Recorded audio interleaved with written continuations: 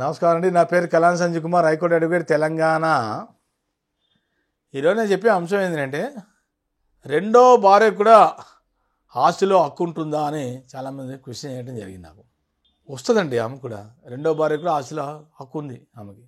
ఎలా అంటే, ఉదాహరణకి మొదటి భార్యని వివాహం చేసుకున్న తర్వాత ఒకవేళ రెండు ఇష్యూస్లో మనం ఈమెకి వచ్చే ఆస్కారం ఉంది.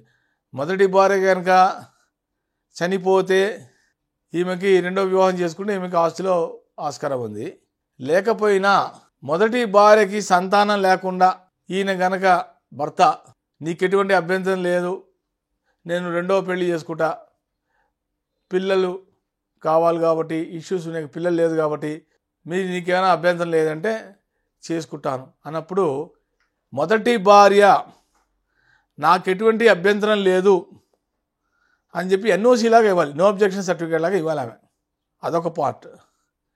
రెండోది ఏంటంటే, మొదటి భార్య కనుక చనిపోయినా రెండో వివాహం చేసుకున్నా కూడా ఆమెకి ఆస్తిలో వచ్చే ఆస్కారం ఉంది.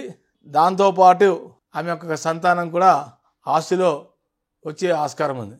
మొదటి భార్యకి పిల్లలు పుట్టిన తర్వాత ఆమెని కాదని ఈమెని రెండవ వివాహం చేసుకున్న పిల్లలు ఈమెకి ఇస్తారు. కాకపోతే జనరల్గా ఒక భార్యతో వివాహం అయిన తర్వాత విడాకులు ఇవ్వకుండా రెండో వివాహం చేసుకోవటం చట్టరీత్యా నేరం.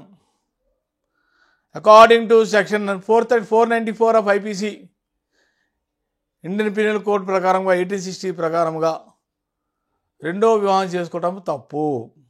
ఇక్కడ ఏంటంటే, మొదటి భార్యకి సంతానం లేదు, ఈయన రెండో వివాహం చేసుకుంటే ఆమె ఎటువంటి అభ్యంతరం తెలియకపోతే చెప్పిన మొదటి భార్య, అప్పుడు ఈమెకి ఆమె రాసి ఇవ్వాలి, నా ఆస్తిలో నీకు కూడా వాటా ఇస్తాను తీసుకో అని. అప్పుడు ఎటువంటి ఇష్యూస్ ఉండవు మొదటి భార్య. ఈ రకంగా రెండో భార్యకి ఆస్తిలో వచ్చే ఆస్కారం అయితే ఉన్నది. నమస్కారం.